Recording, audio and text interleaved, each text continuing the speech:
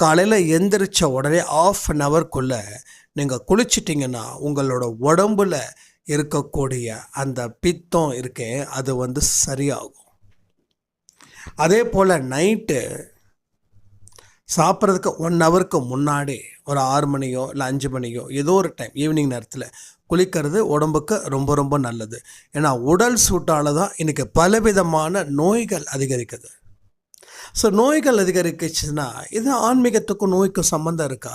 S, 100%. ஏன்னா நோய் வந்துச்சுன்னா நீங்கள் எப்படி சாய்பாவை ப்ரே பண்ண முடியும்? பித்தம் அதிகமாக இருந்துச்சுன்னா என்ன ஆகும்? மயக்கம் வரும். இல்லை, பித்தம் ஜாஸ்தி ஆச்சுன்னா என்ன ஆகும்? மயக்கம் வரும், பைத்தியமே பிடிக்கும்.